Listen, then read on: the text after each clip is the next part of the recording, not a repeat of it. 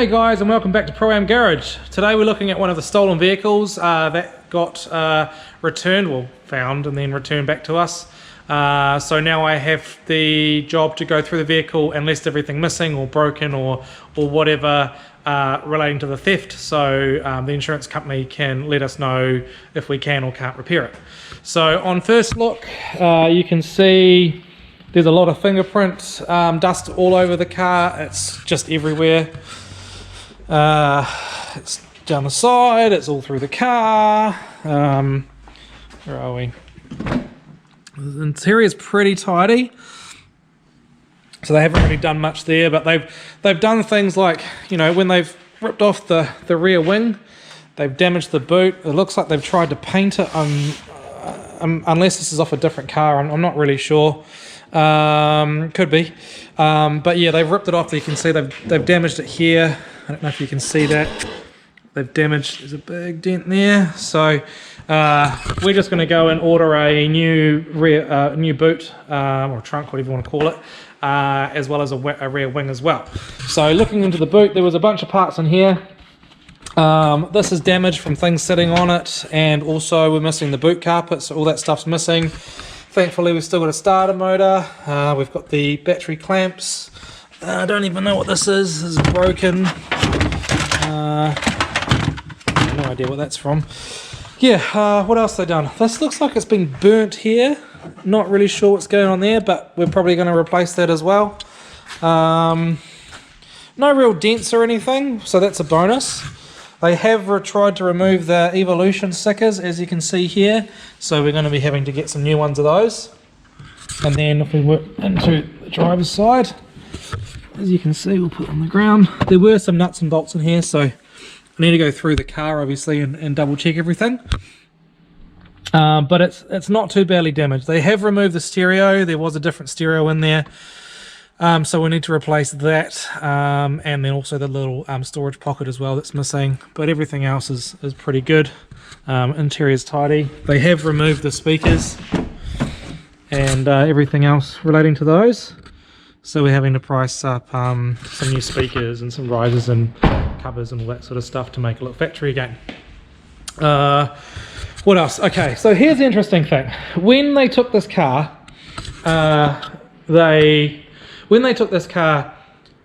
were driving around as if it was their own car. Okay, so what they did is apparently they had another Lancer there that was in their name, and as you can see here, they put a WAF on it,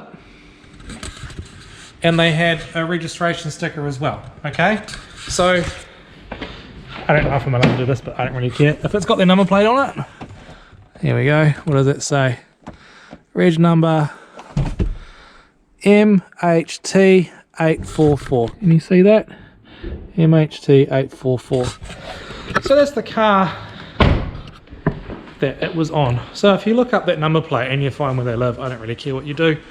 What else we got? So when I got here last night, the gearbox was half out and the transfer case was half out as well. So being it had to go on the hoist because it's immobile, things were unbolted, like the drive shaft's hanging down, it's got no axles and just things went bolted together. I had to make it secure so nothing fell on the car beneath it. So I initially tried to bolt the gearbox up. I had to ring the insurance company to get permission, you know, to go ahead and do this extra work. So yeah, I tried to bolt the gearbox up, but they'd actually broken part of the clutch trying to remove the gearbox. So my pick is these guys didn't really know much about Evos or how to pull them apart. So they've broken part of the clutch. They've also broken the release bearing. So those things will have to be replaced. So yeah, I had to end up removing the gearbox rather than trying to fit it back in the car. The plan was to bolt the gearbox back to the engine and bolt the engine mount on and everything so I can secure the engine, but I couldn't do that because they'd removed the gearbox to the point and damaged the clutch, so none of it would go together. Upon pulling the gearbox out, I found that the clutch was so far out of alignment I wouldn't have been able to get it in even had I tried. So good thing that I pulled that out. So now is the job. So last night I went through and just made a big list of everything that was either missing, damaged, or broken, or whatever. So we've got a pretty big list. I think it's about a page and a half long. It's mainly little things like nuts and bolts and engine mounts. There's a cross member missing and all that sort of stuff. So anyway, I'll give you a brief overview now as to what's going on. So here's the coil cover. That's broken. I've got one tag that's not broken, so can't use that. That's going to go in the bin. We'll have to replace that. Airbox, that's half here. Excuse the car going past. So at least we've got the airflow meter side of things. That'll bolt into the engine, and then we've got an engine mount. This is still here with a bolt through it. Another engine mount brace that I think that bolts to the block or the gearbox, probably the gearbox, but we don't have a cross member, so we need to get all those engine mounts, etc. We don't have a battery box. We're missing intake pipes. All the wiring's here. There is one wire that's broken, which I can repair. It's nothing major. I think that's about it as far as the engine, but like the suspension, we're missing a whole bunch of nuts and bolts, and like the front left brake caliper's off and there was no bolts for it, but the rotor's there, it was in the boot. Yeah, so things like that. I was told that the intercooler was missing, but it turns out that was the airbox, so whoever was relaying the information doesn't really know much about cars. Yeah, the bottom lip, that's a little bit scratched up, so we'll have to get that repaired. The rest of the car isn't too bad. As you can see, everything's sort of like jimmied up, and it's all loose now because I've had to pull it apart. They've broken the lower ball joint, probably trying to separate it off. What else is it? Oh, these wheels. These wheels were never on this car, so we've managed to score ourselves some 19-inch wheels, so yay. But this had factory Evo 5 wheels on it, so we're going to be replacing those with a second-hand set, and also some new tyres. So what else we got going on? Everything else is pretty straightforward, I think. The car's not too bad. There's no major dents, no major scratches. Everything's sort of easy, fixable type stuff. And I've just had a customer turn up, so I'm going to get going and deal with him and talk to you later. Okay, customer dealt with. Now I can go. I've already raised the car up, obviously.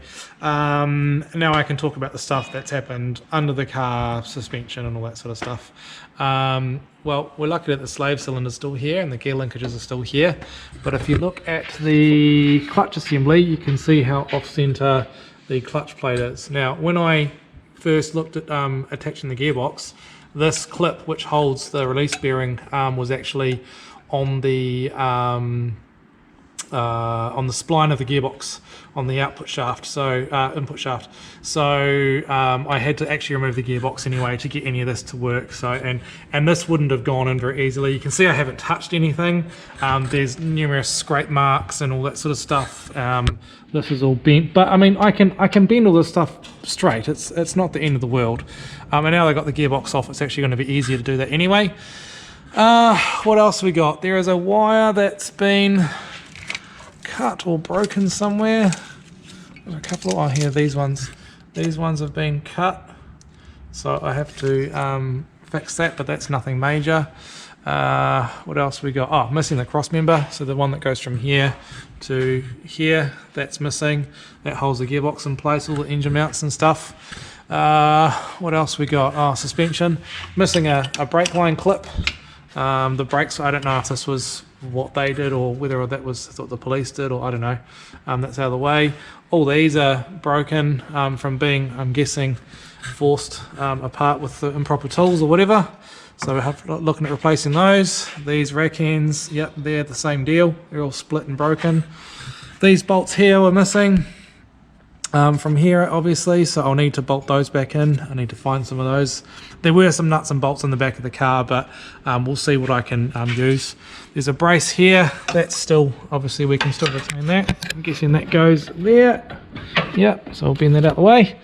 Drive shaft. Now, this is a little bit damaged, but I can tidy that up with a file and give it a clean because it's got all sorts of dirt and shit in it. So I'm guessing when the towies picked the car up, yeah, it was rubbing on the ground. So what else have we got? Oh yeah, oil filter's missing. They were about to do an oil change on it, I think. There's fresh oil in the car, and the sump plug's missing as well. Now the gearbox and transfer case had been drained, so I don't know if they were planning, I'm guessing they were planning on pulling the motor out once they got the gearbox out. Maybe they had already sold the gearbox and that's why it was coming out first, I don't know. But yeah, the axles are out, they're in the boot luckily. I don't know, there's just lots of random stuff missing, like nuts and bolts. So I'm guessing when this car was being pulled apart on their front lawn, yeah, I don't know why you'd do that, idiots. Yeah, I'm guessing when they did that, all the nuts and bolts that weren't found were obviously scattered in the grass somewhere. The towies, luckily, they grabbed as much as they could, and you know, thanks to those guys for doing that. You're a saviour. So that'll take some of the pain and anguish from bolting this back together.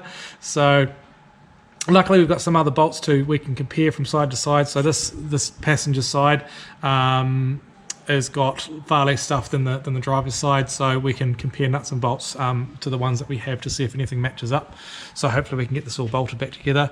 So I kind of feel that the guys that pulled this apart, they didn't really, either they don't really know cars or they don't know Evos, or a combination of both, because some of the stuff they pulled off wasn't really that smart.